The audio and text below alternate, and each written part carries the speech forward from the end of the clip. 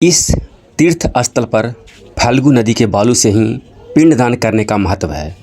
बालू से क्यों पिंडदान किया जाता है और महिलाएं भी कैसे पिंडदान कर सकती हैं, इसे जानने के लिए आज से हजारों वर्ष पीछे त्रेता युग का इतिहास जानना पड़ेगा। इस नदी में स्नान का बहुत ही महत्व है और इस नदी फाल्गु नदी में स्नान करने के बाद ही पिंडदान का कार्य किया जाता है। श्री राम और लक्ष्मण जी ने माता सीता को इसी स्थान पर ठहरने के लिए कहकर ब्राह्मण द्वारा बताए गए पिंडदान की सामग्री लेने चले गए थे।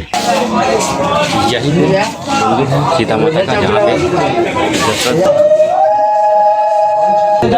महाराज का कुंड। इधर महाराज दशरथ भी पिंडदान प्राप्त करने के लिए आतुर थे। ये ऐसा स्थान है जहाँ हर दिन पिंडदान होता है।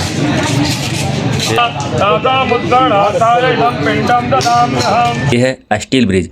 इसे पार करके यात्री लोगों की बहुत ही सुविधा हो गई। वो लोग पैदल ही अब विष्णुपद से सीताकुंड और सीताकुंड से विष्णुपद आ जा सकते हैं। बहुत ही सुविधा इन लोगों के लिए किया गया। और ये गया जी डैम, तो डैम का एक बार नज़दीक से नज़ारा देख ही लेते हैं। क्या नज़ारा आ गया। हम अभी पहुंच चुके हैं बिहार राज्य के ज़िला गया जी में, और ये स्थान है बिहार का प्रसिद्ध तीर्थ स्थल सीताकुंड। ये गया रेलवे जंक्शन से लगभग 4.5 किलोमीटर की दूरी पे है। और ये जो पहाड़ दिख रहा है, इस पहाड़ का नाम है नागकुट पर्वत। तो आइए आज चलते हैं सीताकुंड। ये सामने जो नदी दिख रही है, ये फाल्गु नदी है। और ये जो ब्रिज है, जो बाईपास ब्रिज है। हम अभी पहुंच चुके हैं पिंडदान के लिए प्रसिद्ध स्थान सीताकुंड, और ये रहा मुख्य प्रवेश द्वार सीताकुंड जाने का। तो चलिए और इसके बारे में आज जानते हैं डिटेल। इस प्रवेश द्वार को जैसे ही आप पार करेंगे, पहुंच जाएंगे सीताकुंड मंदिर परिसर में। और यहाँ का परिसर भी बहुत ही खूबसूरत बनाया गया है पर्यटकों को मन मोहने के लिए। और ये नदी है मुख्य दायनी फाल्गु नदी। ये जो फाल्गु नदी है दक्षिण से उत्तर की ओर बहती है, और इस नदी के पूर्वी किनारे पे बिहार के प्रसिद्ध तीर्थ स्थल सीताकुंड स्थित है। इस स्थान पे राम जी के जीवन से संबंधित कुछ प्रमुख चित्र बनाए गए हैं। और यहाँ पे सीताकुंड मंदिर परिसर में प्रवेश करते ही सबसे पहले दर्शन होगा चरण चिन्ह का। यहाँ पे एक चरण चिन्ह और महादेव का शिवलिंग भी एक है, और सामने सूर्यदेव का मंदिर है। तो चरण दर्शन करने के बाद सूर्यदेव का मंदिर में दर्शन करते हैं।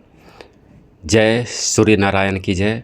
और ये सब सीताकुंड मंदिर परिसर में ही है। यह एक ऐसा पवित्र स्थल है जहां अपने पूर्वजों का पिंडदान महिलाएं भी कर सकती हैं। इस तीर्थ स्थल पर फाल्गु नदी के बालू से ही पिंडदान करने का महत्व है। बालू से क्यों पिंडदान किया जाता है और महिलाएं भी कैसे पिंडदान कर सकती हैं, इसे जानने के लिए आज से हजारों वर्ष पीछे त्रेता युग का इतिहास जानना पड़ेगा। रामायण काल में जब भगवान श्री राम अपने पिता श्री दशरथ महाराज जी का पिंडदान करने के लिए माता सीता और लक्ष्मण जी के साथ गया तीर्थ आए थे। इस नदी में स्नान का बहुत ही महत्व है और इस नदी फाल्गु नदी में स्नान करने के बाद ही पिंडदान का कार्य किया जाता है। इस नदी के पूर्वी किनारे पे प्रसिद्ध तीर्थ स्थल सीताकुंड है, तो इसके पश्चिमी किनारे पे विश्व प्रसिद्ध विष्णुपद मंदिर है, जहां भगवान विष्णु के दाहिने चरण आज भी मौजूद है, जिसे देखने के लिए दर्शन के लिए देश विदेश से लोग आते हैं। ये रहा सीताकुंड मंदिर तक जाने के लिए मुख्य प्रवेश द्वार। यहाँ से कुछ ही कदम पे मुख्य मंदिर है, वो लाल कलर का जो दिख रहा है वही मंदिर है। श्री राम और लक्ष्मण जी ने माता सीता को इसी स्थान पर ठहरने के लिए कहकर ब्राह्मण द्वारा बताए गए पिंडदान की सामग्री लेने चले गए थे। यही मंदिर है सीता माता का, जहाँ पे दशरथ भगवान ने पिंडदान लिए थे सीता जी से। इधर पिंडदान का मुहूर्त बीता जा रहा था और उधर भगवान श्री राम को आने में भी देर हो रही थी।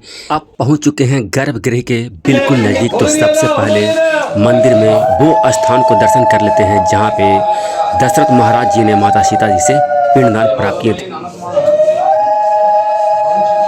काले पत्थर से निर्मित माता सीता का छोटा सा मूर्ति ये रहा यहाँ पे, और ठीक सामने महाराज दशरथ जी का हाथ, और हाथ में एक पिंड और 2 पिंड बगल में रखा हुआ है। 3 पिंड बालू से बना करके माता सीता जी ने दशरथ महाराज जी को प्रदान किए थे। ये वही स्थान है जिसका दर्शन के लिए श्रद्धालु विदेशों से भी यहाँ आते हैं और यहाँ पे प्राचीन कई मंदिर है। इसे कहा जाता है आकाशवाणी स्थल दशरथ जी का आकाशवाणी कुंड। महाराज का आकाशवाणी कुंड। इधर महाराज दशरथ भी पिंडदान प्राप्त करने के लिए आतुर थे। जब उनसे रहा नहीं गया तब आकाशवाणी हुई थी कि पिंडदान का मुहूर्त बीतता जा रहा है, सीते पिंडदान में विलम्ब ना करो। माता सीता आकाशवाणी सुनकर संकोच में पड़ जाती हैं और विचार करने लगती हैं कि पति और देवर यहाँ पर है नहीं तो पिंडदान कौन करेगा। एक पिता का पिंड उनके पुत्र के द्वारा किया जाए तो ज़्यादा सफल माना जाता है। सूर्यास्त भी होने को है, पिंडदान करने के लिए कोई सामग्री भी नहीं है। अब क्या किया जाए। फिर से आकाशवाणी हुई कि कोई सामग्री नहीं है तो फल्गु नदी के बालू से ही पिंडदान करो, नहीं तो मुहूर्त निकल जाएगा। तब सीता माता ने वहाँ पर उपस्थित 5 साक्ष्य को साक्षी मानकर नदी के बालू, फल्गु नदी के बालू और पानी से ही 3 पिंड बनाकर महाराज दशरथ को अर्पित किए। इसी स्थान पर महाराज दशरथ का हाथ निकला और पिंड को स्वीकार कर लिए और इस तरह उन्हें मोक्ष की प्राप्ति हुई। तभी से इस स्थान पर महिलाओं द्वारा भी पिंडदान किया जाता है और बालू से पिंडदान करने की विधान भी प्रचलन में आया। जब पिंडदान का कार्य पूर्ण हो गया तब प्रभु श्री राम लक्ष्मण जी के सहित पिंडदान सामग्री लेकर वापस आते हैं तो माता सीता ने उनसे कही कि प्रभु, जब आपके आने में विलम्ब हुआ तो पिंडदान करने के लिए आकाशवाणी हुई तो मैंने पिंडदान कर दिया। प्रभु श्री राम आश्चर्य में पड़ गए और बोले, बिना किसी पूजन सामग्री के पिंडदान आपने कैसे किया। तब माता सीता ने कहीं फल्गु नदी के बालू और पानी से पिंडदान किए और ये 5 इसके साक्षी भी हैं, फल्गु नदी, ब्राह्मण, गाय, तुलसी का पेड़ और बट वृक्ष। उत्सुकता पूर्वक जब माता सीता ने फल्गु नदी से पूछी कि क्या हमने पिंडदान किया तो फल्गु नदी मौन रह गया। दीवार के जवाब देख रहे हैं 1 2 4 5 6.5 लगभग 5 फीट तो दीवार है, इतना बड़ा दीवार है। सीता माता ने फल्गु नदी को श्राप दिए कि जिस तरह तू आज मौन है उसी तरह तेरा अस्तित्व गौण हो जाएगा।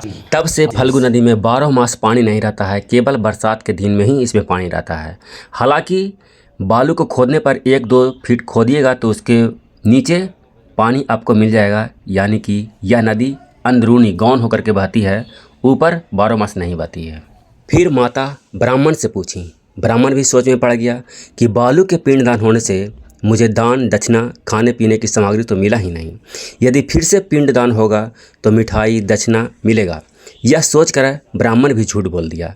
माता ने इसे भी श्राप दिए कि तू कभी संतुष्ट नहीं रहेगा, हमेशा दरिद्र रहेगा।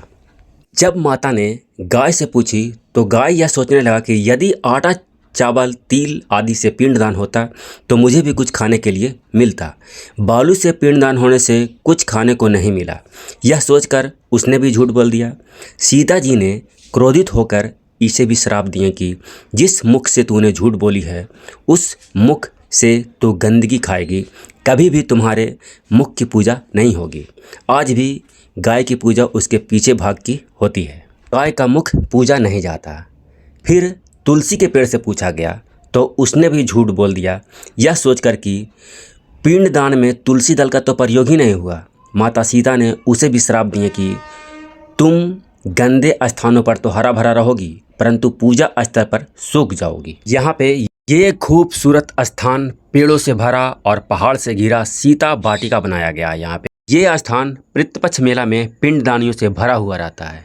अंत में जब बट वृक्ष से पूछा गया तो बट वृक्ष सच कहा कि पिंडदान हो चुका है, क्योंकि पिंडदान में इसका कोई स्वार्थ नहीं था।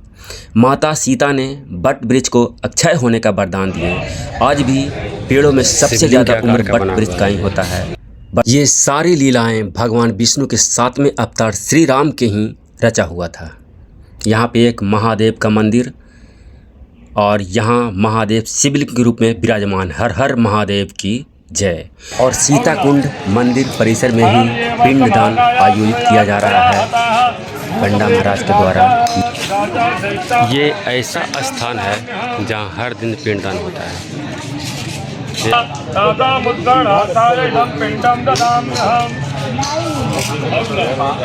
यात्री लोग यहाँ पे पिंडदान कर रहे हैं फाल्गु नदी के ठीक बगल में। यहाँ से लगभग 1 किलोमीटर की दूरी पे है रवा डैम, तो साथ ही उसे भी क्यों ना देख लिया जाए।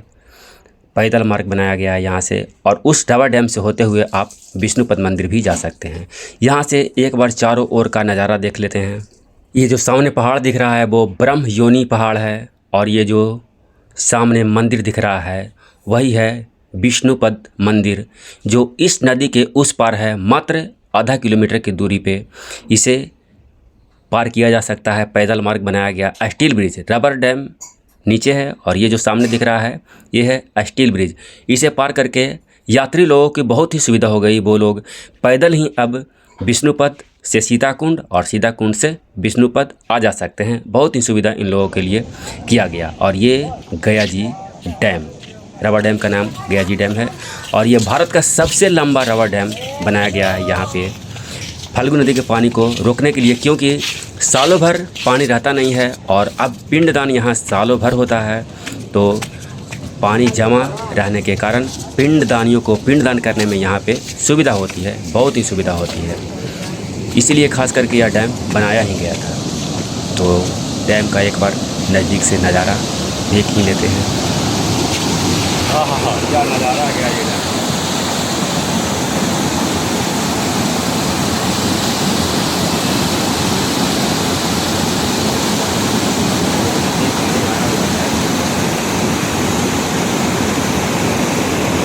जल संसाधन विभाग बिहार द्वारा, और इस स्टील ब्रिज का नाम सीता सेतु पथ रखा गया है। बहुत ही खूबसूरत नाम है, माँ सीता सेतु पथ, जो लगभग आधा किलोमीटर की दूरी है। और इसे पार करके आप उस ओर विष्णुपद मंदिर, विश्व प्रसिद्ध विष्णुपद मंदिर जा सकते हैं। और ये एक बार फाल्गु नदी का भव्य नज़ारा, क्योंकि ऐसा नज़ारा आपको हर बार देखने के लिए नहीं मिलेगा। अभी बरसात के दिन है, इसलिए इसमें पानी है, 12 मास इस नदी में पानी नहीं रहता। और सामने रहा रामशिला पहाड़।